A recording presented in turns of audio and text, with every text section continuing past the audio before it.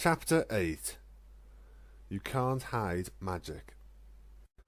Twilight looked on in a daze as she and Nix sat behind the apple stand where Big Macintosh was hard at work. Big Mac, in a simple but much appreciated act of kindness, had allowed the pair to hide from the crowds after the tree incident. Nix was still visibly upset about what had happened. She was, however, slowly recovering, thanks in part to the red apple Twilight had purchased for her as lunch.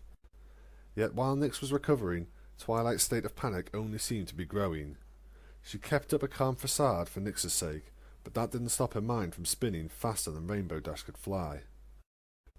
Dragon-shaped eyes could be hidden with glasses. Wings could be concealed with a vest.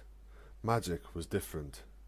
Nix had almost blown her cover, and every pony at the Learn and Play Day had been talking about what had happened.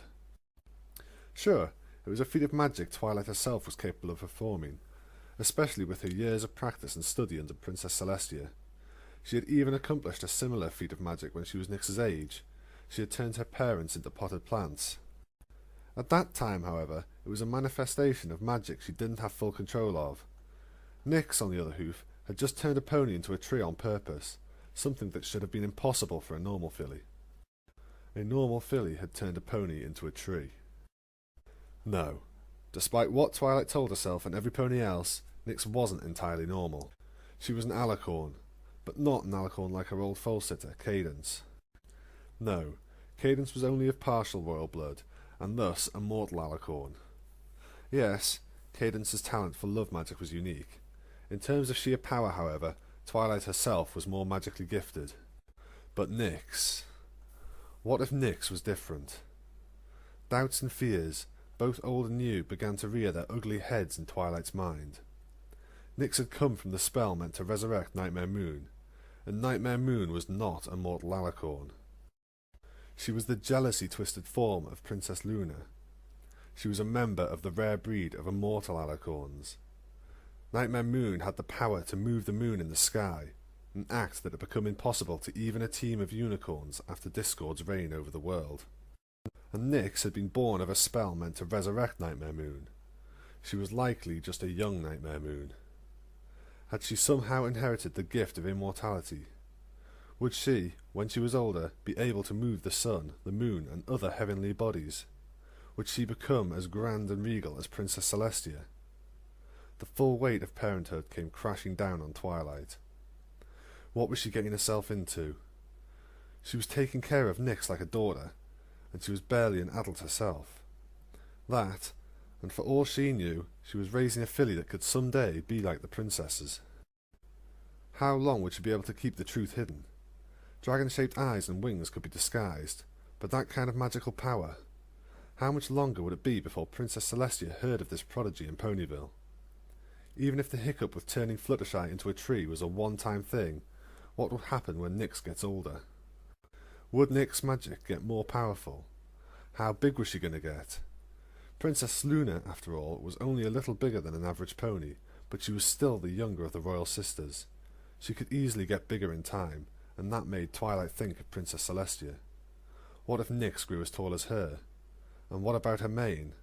What if Nix's mane turned into a swirling cloud of indigo magic with stars like the real Nightmare Moon's mane? What would ponies think when they realised what Nix was? How long would it be before the torches and pitchforks came out? How long would it be before the royal guard was hunting Nix down? How long would it be before Princess Celestia banished Nix to the moon? Nix didn't deserve any of that. Well, unless she was, in fact, Nightmare Moon. "Twilight, you okay? You're looking mighty pale," a deep voice on Twilight's right commented. Snapped out of her spiralling thoughts, Twilight looked up at Big Macintosh, who had a moment free from customers to check on her and Nix. "Oh, yes, sorry. I'm fine, just a little light-headed." "You want another apple?" he offered kindly. No, thank you," Twilight replied. Have they started the afternoon activities?" "Don't think so, but I reckon it's going to start right soon," Big Macintosh answered. The straw in his mouth twitched as he spoke. "Saw Applejack and Applebloom heading in that direction." Are we still going to that, even after what happened? Nix asked. Yes, we are, Twilight replied, getting to her hooves. She knew Nix was looking forward to the afternoon activities, but the greater and unspoken reason was that Twilight was worried about what would happen if they left. After what had happened, if she and Nix left abruptly, her friends would wonder where they went. They would then come looking for her and Nix, and they would expect an explanation. In truth, Twilight feared leaving would only invite more unwanted attention. If they stayed, however, they could try and act like what had happened was nothing out of the ordinary. Twilight's family, after all, was known for being magically gifted. She could just act like what Nix did was perfectly normal. This was far from the truth, but Twilight didn't have a lot of options. It was either stay at the school or retreat to the library, and the former appealed to her as the best option. "I know you're here somewhere, Spy, Spyleton McSpy," Pinkie Pie whispered to herself, while she surveyed the crowd of ponies moving about the lunch area and exhibits. Whoever had been watching her, Rainbow Dash and Fluttershy, had slipped away once, but now Pinkie Pie knew the spy was there, and she would find him, or her. "Itchy neck!" Pinkie Pie sharply turned her head to the right and began looking across the crowd. Her vision eventually met with a pair of brown-grey eyes that were looking back at her. It took a moment for the other pony to realise Pinkie Pie was staring right at him, but when he did, he ducked around a corner in the student exhibits. "Creaky knee!" "Gotcha!" Pinkie Pie whispered with a slightly devilish grin before breaking into a gallop. Creaky knee told her some pony was trying to get away from her, and the knee closest to the pony was the one that got creaky. It was what allowed Pinkie Pie to follow Rainbow Dash wherever she tried to hide, and, at the moment, it meant Pinkie Pie would be able to track the spy. Rounding the same corner the spy had just disappeared behind, Pinkie Pie manoeuvred through the crowd and student exhibits in hot pursuit. She caught small glances of some pony moving just ahead of her. The spy knew she was onto him, but that wouldn't stop her. No pony went about being a nasty spy, Spyleton McSpy, especially around her and her friends. "Creaky knee, front left. Creaky knee, front right. Creaky knee, front right. Creaky knee, back left. Creaky knee, front right. Twingy ankle." Pinkie Pie put all four of her hooves to the ground, braked hard, and skidded to a stop. Twingy ankle. Now the spy wasn't running. The spy was hiding. Pinkie's eyes narrowed, and she found herself once more on the side of the food court that had been set up for the Learn and Play Day. There were ponies at almost every table, eating their lunches while other ponies mingled about, talking and laughing. "Oh, he's good, but hide-and-seek is one of my favourite games," Pinkie Pie whispered, before taking in a deep breath and shouting, "You hear that? I'll find you!" All the ponies who had been eating their meals and chatting turned to look at Pinkie Pie, most quite startled by her sudden and very loud proclamation. Still, Pinkie Pie ignored the confused stares. She scanned the crowd and eventually spotted a pony sitting alone at a table who had not turned around. He was the only stallion that hadn't turned to look at her. Her eyes fell on the back of his slicked-back navy-blue mane. "Gotcha! Again!" Pinkie Pie hissed with a menacing grin. She moved across the food court slowly, stepping between ponies as she did her best to approach the spy from behind. She circled around chatting ponies, ducked behind a baby carriage, and even hid in a bundle of balloons. Each move brought her closer to her prey. Yet, when she was within a few tables, a familiar face popped up in front of her. "Ah, there you are, Pinkie Pie. I was worried when you ran off," Rainbow Dash said. "It's almost time to start the afternoon sports and games. You still want help?" Pinkie Pie glowered, trying to strain her neck and look around Rainbow Dash. "No, I don't, because I'm tracking a pony and—" Eventually, she gently pushed the hovering Rainbow Dash out of the way, only to find the pony she had been creeping up on had vanished. Pinkie grunted in aggravation before turning an accusing glare onto Rainbow Dash. "And you let him get away!" Dash put her hooves up defensively. "Whoa, sorry. I didn't mean to mess up whatever it is you're doing." Creaky knee, front right. Pinkie Pie's frown quickly turned back to a sinister smile. She turned her head in the direction of her creaky knee. "Don't worry about it, Dashy. Now the spy is trying to run away from me again, and no pony can run away from Pinkamena Diane Pie. Dash cocked an eyebrow. Wait, you're still chasing this imaginary spy? Pinkie Pie offered no answer.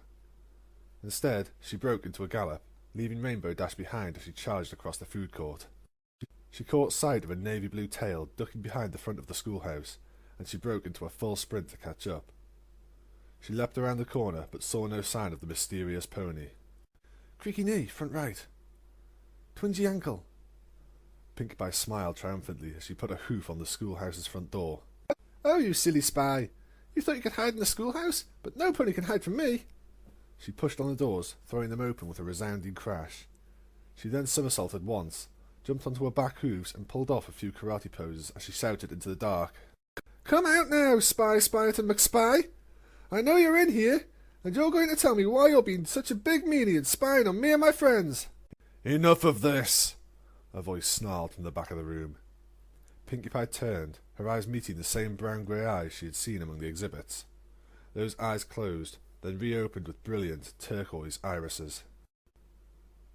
All right, ponies, Rainbow Dash hollered over the remaining crowd. It's time for the last event of the day, the tug-of-war tournament. The parents and other ponies who had come out for the Learn and Play Day cheered, having formed a sizable audience around the 3 tug-of-war ropes. So, here's how it's going to happen. There are teams of 4, and each team has been placed in our tournament roster. There are also 3 age groups, and teams will fit into the age group of its oldest member. The last team standing in each age group will get prizes, and then we'll let the top teams tug it out to see which one is the tug-of-war champion of the day.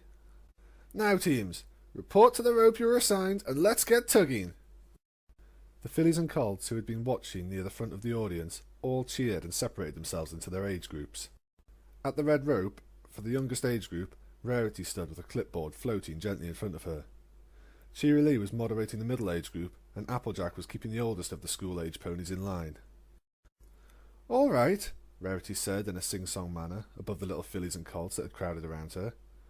First up are the Cutie Mark Crusaders versus Carrot Clan. Those 2 teams, get to your sides of the rope, and every pony else, please stand back. The young ponies followed her directions. On one side of the rope were 3 colts and a filly, all of them with some form of a carrot-themed cutie mark, who took up the rope in their teeth. On the other side of the rope, the 4 fillies wearing bright red Cutie Mark Crusader capes got in line. Sweetie Belle was in front, Scootaloo behind her. Nix, who had been officially inducted into the Cutie Mark Crusaders just after the Spring Festival, took up the 3rd position. Apple Bloom was at the end, acting as the team's anchor. Now, while I suggested that having a rope to pull across a line would have been much cleaner and safer, Rainbow Dash saw fit to use mud pits. Something about it being easier to keep track of the winners, Rarity mused as she looked over the colts and fillies she would be refereeing. Now, the goal is to pull all members of the other team into the mud pit. The rules are simple. If your team as a whole lets go of the rope or gets pulled into the mud, then you lose. Magic is not allowed, and Pegasi must keep their hooves on the ground. Every pony understand? Rarity asked. The 2 teams nodded their heads in agreement, already starting to pull the rope taut between them. And remember, there is a wash station set up if you lose, but, well, every pony just try their best and have fun, okay? The 2 teams both stared at each other, ready to begin, and Rarity didn't waste another moment. Ready? Set? Go! With tightened jaws, the 2 teams pulled on the rope and began their struggle to drag the other team into the mud pit. For a moment, the Carrot Clan team had the advantage and managed to pull the Crusaders a few steps forward. Yet, the tide soon turned when Scootaloo began flapping her wings while keeping her hooves on the ground.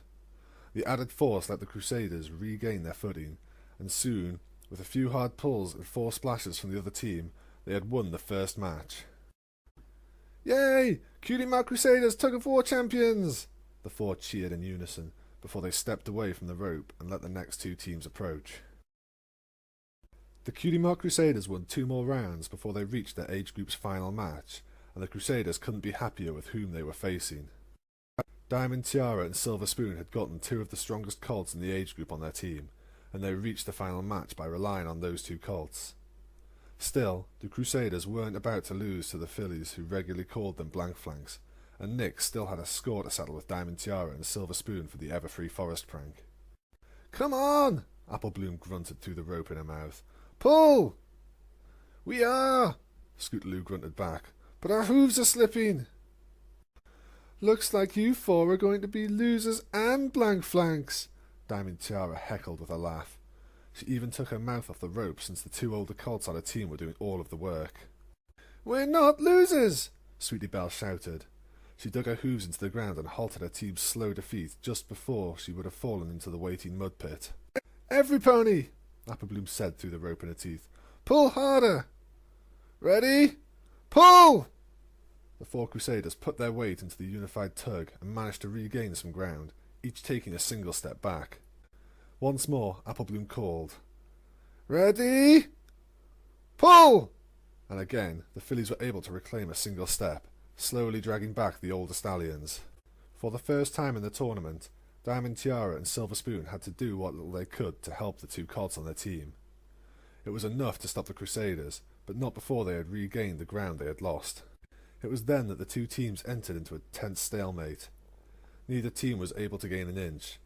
Even Applebloom's tactic was soon rendered useless. Diamond Tiara's team had figured out the counter-strategy of pulling on the rope whenever Applebloom shouted pull. Soon, both teams broke down to just pulling on the rope with all their strength, hoping to win the competition through brute force alone. That strategy, however, began to take its toll. My jaw is starting to hurt, Sweetie Belle mumbled out. Just hold on, we can win this, Scootaloo said, trying to pep up the team as she flapped her wings as quickly as she could. Applebloom nodded, huffing through her nostrils. Yeah, we just gotta keep pulling. No, we don't, Nyx grunted as the Crusaders began to lose a little of their hard-earned ground. You'd better not be saying we should give up, Nyx, Applebloom grumbled. I'm not, Nyx stressed. I'm just saying we can't overpower them. We have to outthink them. And just how are we supposed to do that? Applebloom asked. Hey, I think I've got an idea, Scootaloo called out before she began whispering. Her voice was just loud enough for her friends to hear, and soon her idea had been formed into a plan by Applebloom. It was a gamble, but the four fillies got ready as Applebloom began to count. 3, 2, 1, pull! Applebloom shouted through the rope in her teeth. Diamond Tiara, hearing this, quickly pulled, trying to counteract the rallied tug the Crusaders were about to perform. The Crusaders, however, did not pull back. They instead let Diamond Tiara's team have some slack. The sudden lack of opposition threw Diamond Tiara's team off, causing the colt they had in the back to trip over his own hooves and fall to the side. This was what the Crusaders had been hoping for. Applebloom shouted out another pull, and with one of the two big colts off his hooves, the four fillies were able to pull the rest of the team into the mud puddle with a resounding splash. Match over! The Cutie Mark Crusaders win! Rarity sung out to the cheers of the crowd. No! Diamond Tiara cried out in anger as she tried to stand up in the mud pit. We were supposed to win! Diamond Tiara then tried to stomp her hoof in protest, but the slick ground beneath her caused her to lose balance and fall back into the mud. Diamond Tiara's minor tantrum, however, only made the victory sweeter for the four Cutie Mark Crusaders. The fillies shared a victory high hoof and went to where Rainbow Dash was hovering so they could wait for the other age groups to finish. All right, it's time for our awesome championship round, Dash announced to the applause of the crowd. The crowd had gathered around the one remaining tug of war rope, which Rainbow Dash was hovering above. It's going to be between the Cutie Mark Crusaders and the Boulders. Applebloom, Sweetie Belle, Scootaloo and Nyx all looked wide-eyed at their opponents. By some luck, they had managed to beat the middle-age group champion team, but now the four little fillies were facing the Boulders, a team of 4 colts that were very close to being considered young adults. Now, since one team has an obvious advantage, Dash said, motioning towards the 4 earth ponies of the other team, we'll allow the Cutie Mark Crusaders to have an advantage as well. They can either add another pony to their team, have one unicorn be allowed to use magic, or they can pick a pony from the Boulders to sit out. The Crusaders huddled up, and Applebloom quickly offered her opinion. We could ask my big sister to join our team. No, wait! We should ask Big Macintosh to be on our team. I bet he could beat those 4 ponies all by himself. No, I want to beat those colts ourselves, Scootaloo argued, taking a moment to poke her head out of the huddle. and glared at the other team before looking back at her friends. I say we take the biggest and make him sit out. It'll be 4 versus 3. What about magic? Asked Sweetie Belle. I'm not that good, but Nyx knows some magic. She turned Fluttershy into a tree. You heard about that? Nyx asked, a bit embarrassed. Hard not to, considering every pony here saw the tree, Scootaloo pointed out. Still, I think Sweetie Belle is right. I don't know, Applebloom said hesitantly.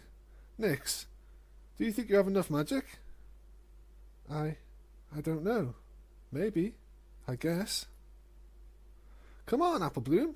Just think about it, Scootaloo said as she nudged her friend. The 4 of us beating the 4 of them without any help. It would be so awesome. Applebloom smiled a little. Well, I guess it would be cool, and it's not like we've got anything to lose. We already beat Diamond Tiara, and seeing her fall in the mud was really all I wanted to get out of this here tug-of-war tournament. All right, it's decided. Nyx will be our ranker and use her magic, Scootaloo concluded. The Crusaders ended their huddle and told Rainbow Dash their choice. Rainbow echoed their choice to the crowd, and most of the ponies cheered at the team's courage, though Twilight looked with a forced, anxious smile. The 4 nearly full-grown stallions on the other team tucked the rope in their mouths, smiling like they had already won. Sweetie Belle, Applebloom and Scootaloo took the rope up as well, biting down hard as they prepared for what was going to be a very hard match to win. Nyx stood at the end, gripping the very end of the rope with her teeth. Her horn was also glowing as she used her magic to try and keep the team's hooves from sliding. All right, is every pony ready? Dash asked, looking at the 2 teams. They all gave a nod, and with a smile, Dash lifted a hoof high into the air. Ready? Set? Go! Splash! Sweetie Belle was down within moments of the match starting. All it had taken was a sound tug from the big stallion on the other team to send her falling into the mud pit. The rest of the Crusaders tried their best to pull back, but from the first moment the match had become one-sided. Even with Nyx doing her best to use her magic, the boulders were able to drag them forward with little difficulty. Splash! Scootaloo crashed face first into the mud pit right beside Sweetie Belle, who had just barely managed to get out of the way. Splash! The older colts were grinning, finding some perverse joy in sending 4 little fillies crashing into the mud. With that third splash, Applebloom had joined Scootaloo and Sweetie Belle, leaving Nyx alone on the rope. Her hooves were sliding across the ground, the other team dragging her closer and closer to the mud. Nyx, for a moment, considered just letting go and giving up. After all, what hope did she have to beat the 4 big colts? Come on, Nyx! Applebloom called out as she clambered out of the mud. Use more magic! Yeah! Don't let them beat you! Scootaloo shouted. She also stomped her hoof, but soon regretted the action as it splashed more mud onto her face. Nyx began to panic. With her friends cheering, letting go of the rope wasn't an option. Still, how in Equestria was she supposed to beat 4 colts by herself? They were bigger, stronger. The only advantage she had was her magic, and it hadn't been enough to keep Sweetie Belle, Scootaloo and Applebloom out of the mud. She just didn't know what to do. Come on, dig your hooves in and pull! Applebloom shouted as Nyx was pulled inch by inch closer to the mud pit. Nyx whined and tried to do that, but her hooves were being pulled across the mud. She couldn't pull if she couldn't get a grip on the ground, and she didn't have the strength to pull the older colts, even if she managed to get traction. That was what she needed. Traction and strength. Maybe she could do that with her magic. One of the spells would need to be something she could cast and forget, but maybe she could pull that off. The mud pit was drawing closer. The older colts on the other team were all wearing smiles, playing with Nyx as they inched her closer and closer to the pit. Most of the crowd had given up cheering and was now just waiting for the inevitable. The only ones still cheering were supporters of the boulders. The only cheers that still rang out for Nyx came from Sweetie Belle, Scootaloo and Applebloom. Nyx tightened her grip on the rope, despite the tightness already present in her jaw. Traction and strength. That was what she needed. First, traction, to stop the other team from pulling her closer to the pit. Shutting her eyes, Nyx cast her first spell with a flash from a horn, and a moment later her hooves became rooted to the ground. This stopped the boulders from pulling her closer to the mud pit, but stopping them alone wouldn't win the match. With the first spell cast, Nyx began to pour the mystical energy into herself, bending the magic from her horn down into her legs and jaw. Nyx could feel it working almost immediately. She could feel herself getting just a little stronger as her body became fueled by the magic. Her jaw no longer hurt, and, with her grip on the rope secured, she lifted one of her hooves and revealed the effort of her first spell. She had transfigured some of the dirt on the ground into horseshoes with long cleats, which kept her from sliding. With magic coursing through her body and her eyes shut tight in concentration, Nyx took a step back and began to pull. The rope gave a little, just enough to let Nyx know that what she was doing was working, and all she needed was more magic. Calling on her horn, Nyx poured as much magic as she could into her little body, and she felt it giving her strength. It also made her mane and tail tingle, as if they had fallen asleep, but she couldn't focus on that. She had to focus on her legs, taking one step after another. She pulled with her neck, then used the slack to take a step. Slack, step, slack, step. She kept up that pattern, repeating it over and over until her ears were greeted with 4 sounds. Splash, splash, splash, splash. The moment Nyx heard the 4th splash, she dropped the rope, released the magic, and collapsed on the ground as she panted heavily. The magic she had poured into her body began to evaporate, and she began to feel sore all over, her jaw especially tender. Still, despite her exhaustion, Nyx smiled. She had beat the big ponies all by herself, and maybe now every pony wouldn't just think of her as a coward, the crybaby, or the teacher's pet. Maybe they would start cheering her, and wouldn't think she was a loser anymore. She'd get a first-place ribbon, just like her friends, and... It was then Nyx noticed the crowd's silence. Crawling back to her hooves and looking around, Nyx was surprised to see that every pony was staring at her, many with their jaws hanging open. Nyx even caught sight of Twilight, and she looked like she was about to faint. Her eyes kept darting around the crowd, as if she was expecting something bad to happen. The unpleasant silence sank into Nyx, and she wondered if she had done something wrong. She shrank back, trying to make herself as small as possible.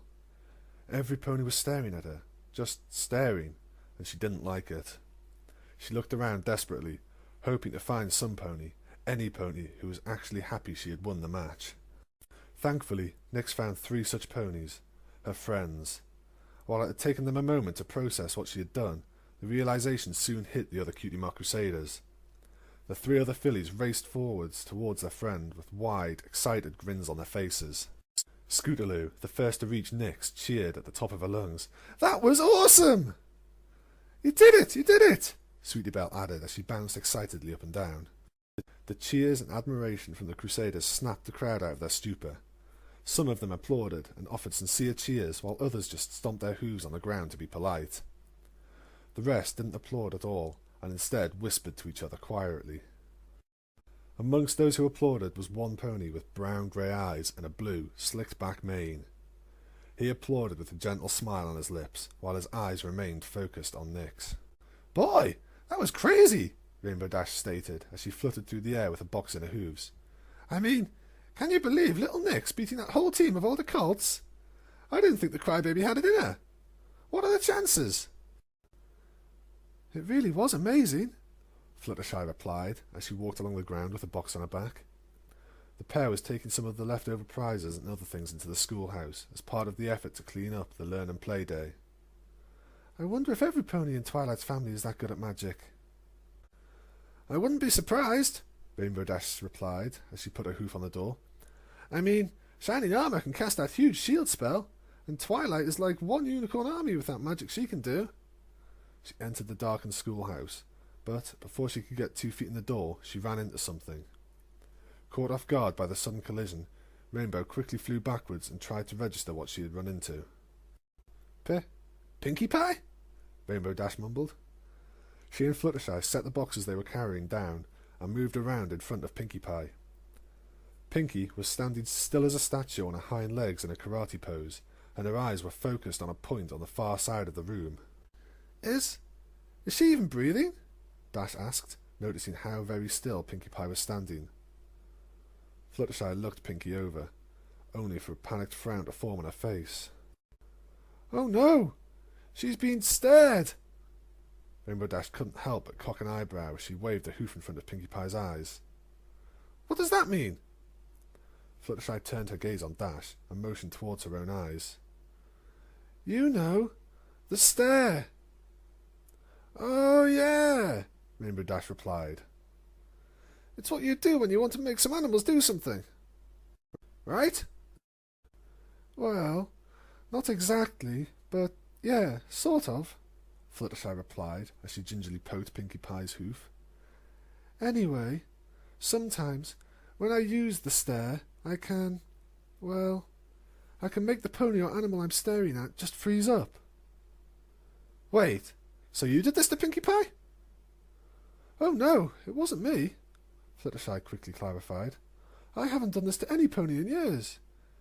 It was only when I was first found out I had the stare that I accidentally did this once in a while, but I'd never do it on purpose to another pony. No, some other pony did this." Rainbow Dash turned her attention back to Pinkie Pie. "Okay, but how do we fix it?" "Well, I usually just throw a bit of water on them, but anything that gives the pony a little shock is enough to snap them out of it." "Oh, I got an idea," Rainbow Dash said, hovering up near Pinkie Pie's ear and beginning to whisper. "Hey, Pinkie Pie, Twilight just got a letter from Princess Celestia. She wants you to plan the next Grand Galloping Gala." Pinkie Pie's eyes, which had been narrowed and transfixed on a spot on the far side of the room, grew wide, and in a flash Pinkie Pie was bouncing off the walls and ceiling, her giggles filling the air. "Oh, that is super duper amazing! I'm going to make it the best party ever! I'll make it the most amazing, incredible, tremendous, wonderfully, terrifically, humongous, fun party in all of Equestria! Oh, the Grand Galloping Gala will be the greatest party! Oh, the Grand Galloping Gala will be the greatest party! Hip, hip! Hooray! It will be the best, all thanks to me, to Pinkie!" "Yeah, Pinkie Pie," Rainbow said, wearing an apologetic grin. "About that. I was lying." Pinkie Pie froze up mid-jump, defying gravity for a moment before dropping down to the ground. She then trotted over to Dash with a cold glare in her eyes. "That was not an okay prank, Rainbow Dash." Rainbow rubbed the back of her neck while she glanced away, unable to meet Pinkie Pie's disappointed stare. "Yeah, I'm sorry about that, but it wasn't meant to be a prank. I needed to say something to snap you out of being stared." Pinkie's expression shifted from irritation to confusion. "Wait, I was stared?" Rainbow looked back at Pinkie Pie, since it was now her turn to be confused. "You actually know what that is?" "Oh, yes," Fluttershy admitted sheepishly. When I first met Pinkie Pie, she kind of, scared me, and I didn't mean to, but I used to stare on her, and she got stared." "It was the last time she ever did it," Pinkie Pie pointed out. "Unless you count today." "But Pinkie, I wasn't the one who used to stare on you," Fluttershy corrected. "You weren't? But then who—" Pinkie Pie began, only for her eyes to narrow. She turned to look at the far end of the room, intending to glare at the pony that was no longer there. "It was him!" "Him who, Pinkie?" Dash asked. "The spy!" She seethed as she trotted across the room and pointed to a spot on the floor. "I followed him in here, and he was standing right here! Right here! I had him cornered, but then he opened his eyes, and they had changed colour. The next thing I remember is you telling me Princess Celestia wants me to plan the next Grand Galloping Gala, which, by the way, is still a mean prank, Rainbow Dash." "Look, Pinkie, I said I was sorry," Dash countered as she flew over to her friend. "But I guess you weren't kidding about the spy. I mean, it's not like an imaginary pony could have stared you."